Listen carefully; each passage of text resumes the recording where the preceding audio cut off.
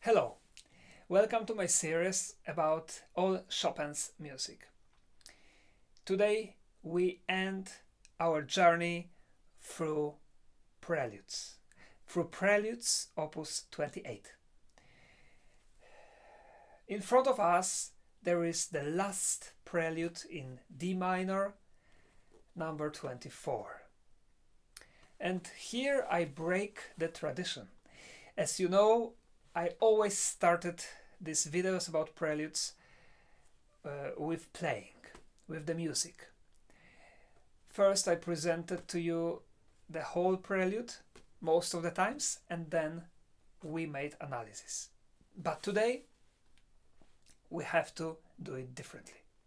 This piece is different from all the other preludes.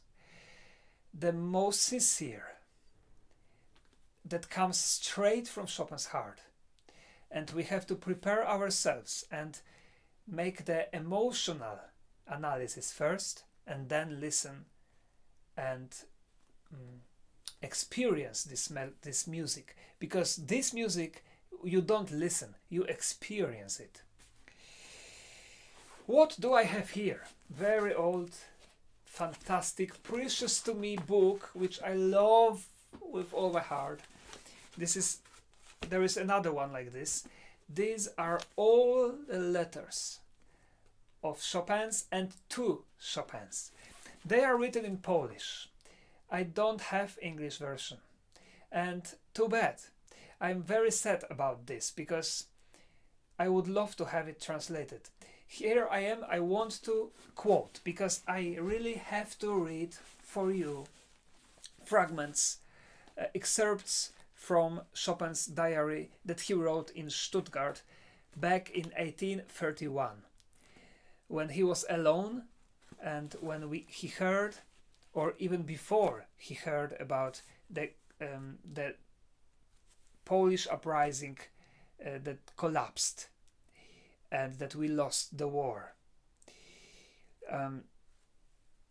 You should know a little bit the history of Poland from that time. This video would be too long if I were telling you this, but at least what you should do is you should read at least in Wikipedia about November uprising. That's the name.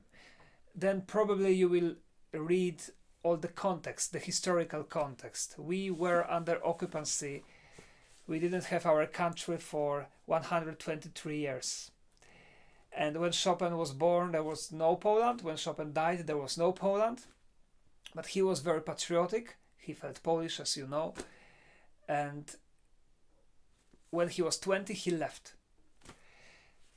And shortly after he left, the uprising started. We were fighting for the independence. And for him, it was a tragedy, but not only because he was afraid of his family, his friends, and everybody. He couldn't write them email, he couldn't phone them, no Facebook, no WhatsApp, nothing. But also because he wanted to fight. And for all his life, he had these feelings, and it was deeply inside him, that he didn't fight. He didn't help his friends. All his friends were fighting. Everybody. And he felt like he escaped. So one of his motivations to write patriotic music was also so that this music will be a kind of weapon. But this particular prelude is not really a weapon, but it's more expressing the feeling. So before I play for you, let's please hear Chopin himself writing in a diary in Stuttgart, words that he wrote only for himself. So he didn't write it to anybody in letters. Now I try to translate. So wish me luck. Stuttgart, September 8, 1831. Stuttgart, it's very strange. This bed in which I'm lying probably served to many corpses. dead bodies. And today, I don't care. Maybe many dead bodies lied in this bed, and for a long time. But is the dead body worse than me? It's the same. The corpse also doesn't know anything about his father, his mother, his sister, his friends. The dead body, just as me, doesn't have a lover. The body, now this is important, the dead body, just like me, cannot speak with other people with their own native language. The dead body is white, just like me, and is so cold, just like I am cold now for everything around me. The dead body is not alive. I also feel like I'm not alive.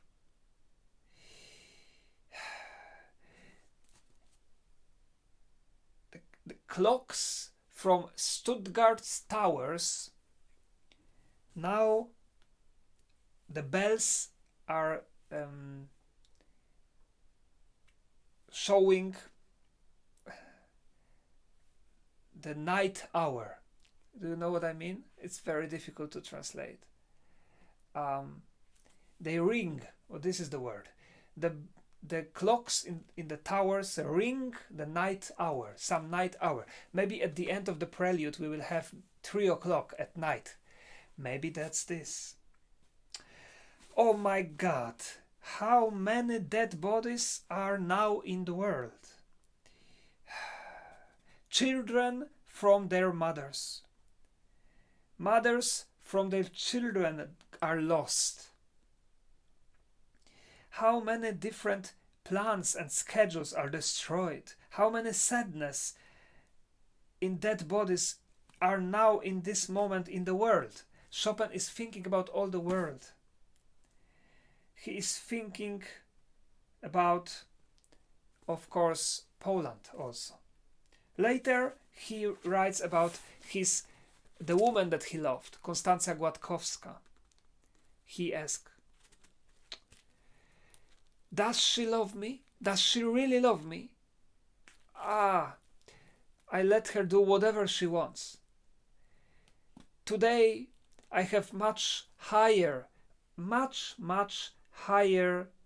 feeling than only love, than the curiosity of what she is doing. Oh, my mother, oh, children, everything what is the dearest to me, where are you? Maybe dead? Maybe the Muscovite kills you? You know what Muscovite is? Chopin wrote Muscovite. He didn't use the word Russian. He never used the word Russian, because that time there was we were under occupancy of the Tsardom of Russia, which was really, the name was Tsardom of Muscovy, and Chopin refers to Muscovite as the soldiers of the Tsardom. Later he writes, and now this is just like this prelude.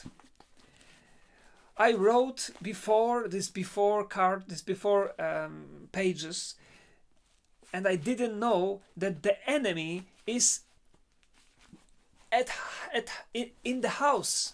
It means that in Poland. Chopin didn't know before that the uprising lost. We collapsed.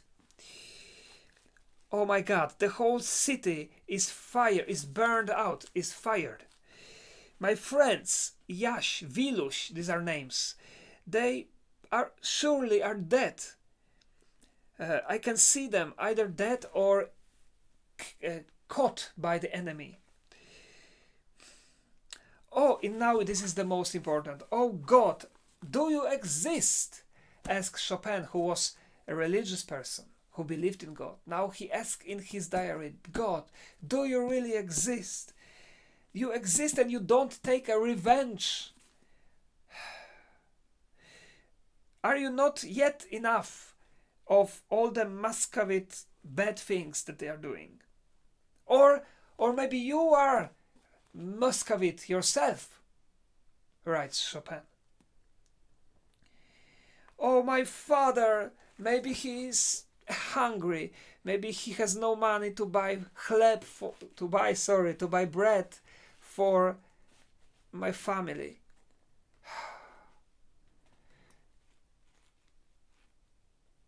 My mother, you suffer so much. Oh, why I couldn't kill even one Muscovite? Asked Chopin. Chopin is devastated. He feels the tragedy. This is so dramatic. And he's completely helpless. He can't do anything. He wrote this letter, this diary. He wanted to take out all this pain that he felt. And most likely, with all these feelings inside him, he also wrote this prelude.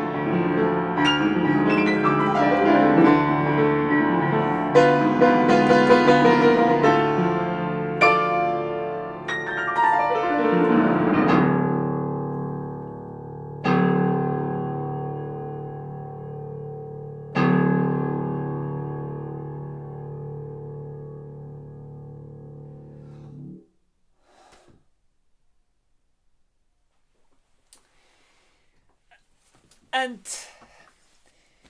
to tell you the truth, this should be the end of the analysis. Because there is nothing more to say. This music tells us everything that he felt. The most important thing is to know where it was written, when it was written,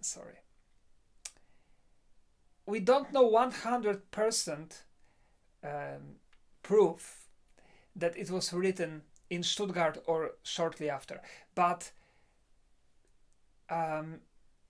it was definitely written years before Chopin came to Mallorca, years before. And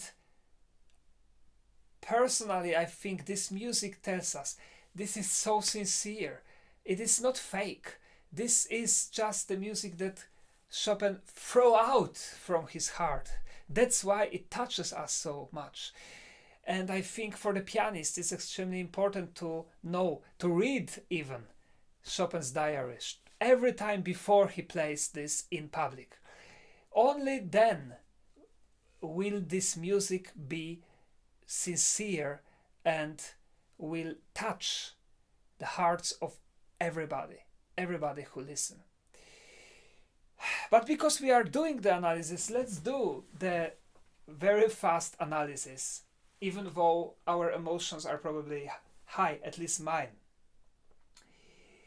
Because I really want to cry every time I read Chopin's words, and every time I play this prelude or even think about it, I just can't help having tears in my eyes. Maybe because I'm Polish, I don't know. Anyway, the left hand in this prelude is just creating atmosphere. The left hand has all the time the same structure, and it's just the background of the main theme of the right hand, where we have Chopin himself speaking to us, writing a diary using music. But this is the background. And we don't need to hear all the notes. This is not important. This is just the black background, dark background. That's why, because of the left hand, the right hand sounds so dramatic. This is the reason. Because if we had a different accompaniment, now I will compose a different accompaniment, we could have a different music. For example,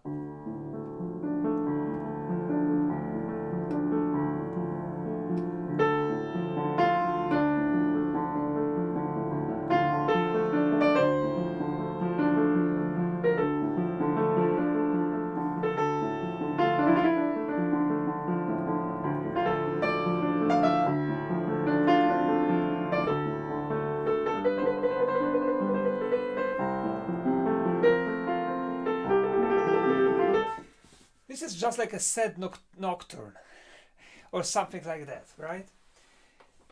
So that's how important the left hand is, and that's why Chopin decided to write it like that. So this is the end of the analysis of the left hand, okay? And now the right hand. And the right hand, well, this prelude doesn't really have a middle part. We have, just like in the previous F major prelude, we have only one motif. So, and this motif is very symbolic. Just listen how it is constructed. It goes down, so it falls, and then it raises, just like uprising, but then is pushed back by the enemy, maybe, and then again, and they rise more. But then again is pushed back. And the third time, everything goes down. And then we have this famous scale. Like a freedom, you know? This is like a freedom, but for a little bit, because then we have again collapse. And again flying for freedom.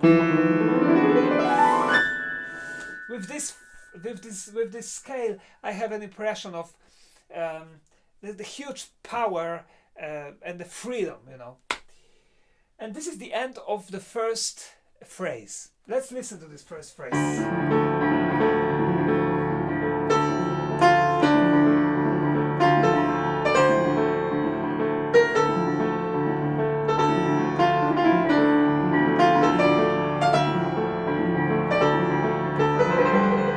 The second consequent sentence, a phrase.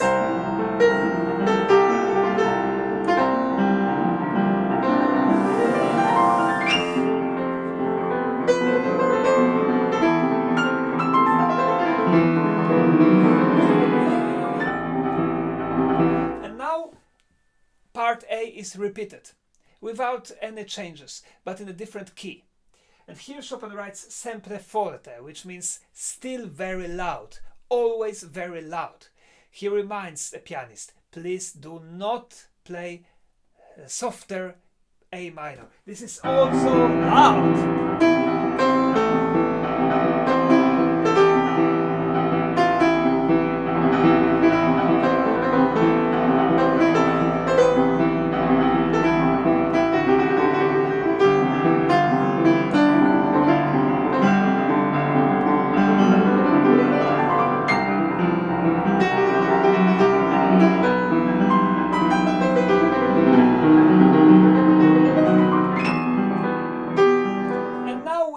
The third time part A, but it will be a little different. We can call it a little middle part, where Chopin will be changing the keys, but still using the same motif. And now, very important thing, when we will listen, in one moment, I'm sure you know because you've heard it many times before, there will be piano, written by Chopin. And you know, for me, this piano, in the middle, in the heart of the piece, is much more scary and dramatic than all the forte fortissimo in this piece. So let's listen to this.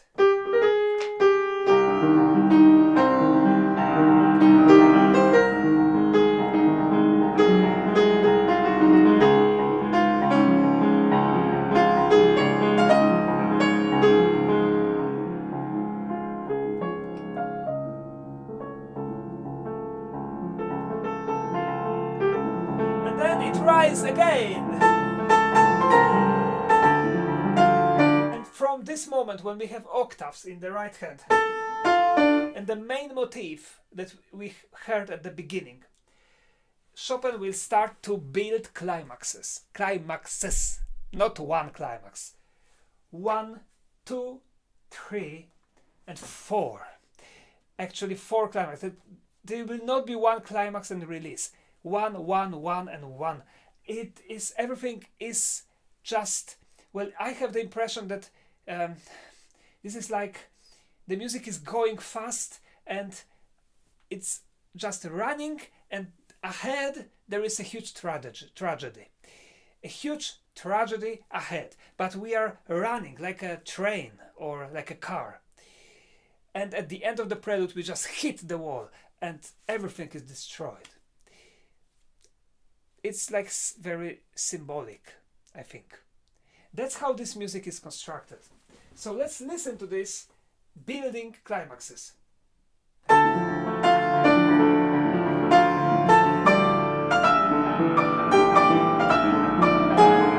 First climax.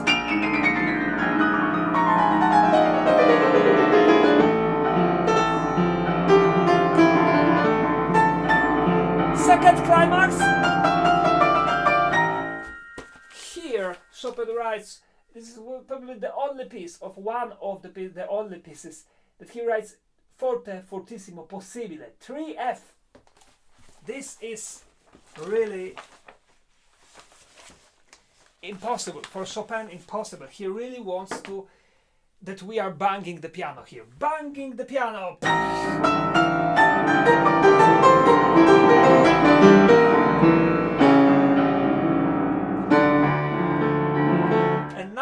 The coda. Coda is a symbol of falling down, of collapsing. Coda is a fight of two motifs. The first motif is this collapsing motif. The second motif is the motif of seconds. So just like, you know, preludes. Again.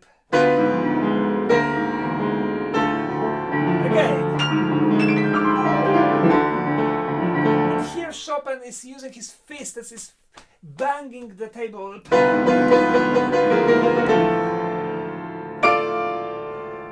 Again, 3 forte fortissimo, the last climax. And everything collapses. And then at the very end, we have 3 times D.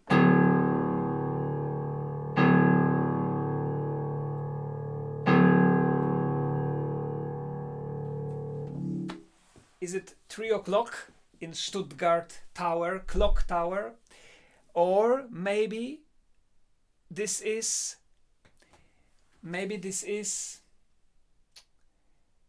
and now I have something fantastic for you at the end. I didn't find it anywhere, in any book, any musicologist book. And nowhere. I don't know if it's true, but for me as a musician, also as a composer, a little, if I have time, I compose music. I can't help thinking that Chopin did it on purpose. Because how all the preludes, Opus 28, started. They started with, as you remember,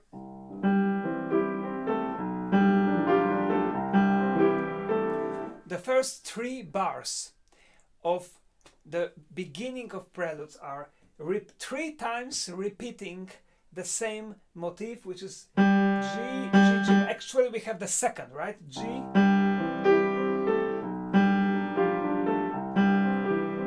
But we hear 3 times the same note. This 3 times seconds. And here, 3 last bars of all the 24 preludes, 3 times repeating one note D.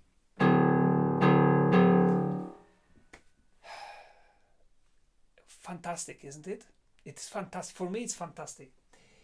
And now the symbol is that at the beginning we had the second, and as I told you, in all the preludes, this motif of the second going up or down is somewhere present in every prelude.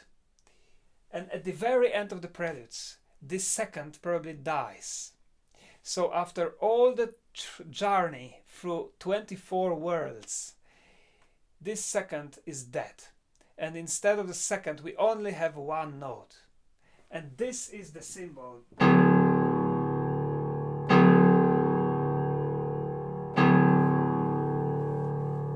that all the preludes are finished.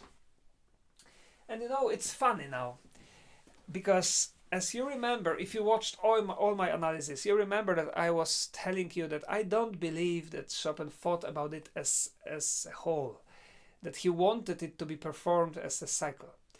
But now, in the last 2 preludes, Chopin himself destroyed my theory, in a way, because, or at least destroyed that he thought deeply about the structure, because first of all, because of that, of the end, and second of all, because, as I told you in the previous video, the connection between F major and D minor preludes. These 2 things made me think, maybe changed my mind, but still I don't think I will be performing all the 24 preludes in the concert. If I will, not like a cycle, but I would like to have a little break and a little speech maybe in between, maybe after every 6 preludes. That will be nice. But I don't know yet. I didn't make my mind. But anyway, thank you very much for being with me during this journey, full of adventures. And of course I should play now again for you this prelude, but it costs me a lot. I mean, the emotions that creates this very prelude in my patriotic heart is just too much. So forgive me. I promise I will record hopefully next year all Chopin, and then it will be possible to listen to my recording. I hope so. But anyway, in a short future, I will do everything to record all Chopin's music. Thank you very much, and now we will have 3 impromptus. Well, sorry, we have another prelude in C sharp minor, the beautiful prelude. Then 3 impromptus, variations, and 2 rondos. And after that, probably a little break and then etudes. Not too much break, because I have to finish all the project by the end of January. But all the etudes are still to go. Thank you and bye-bye.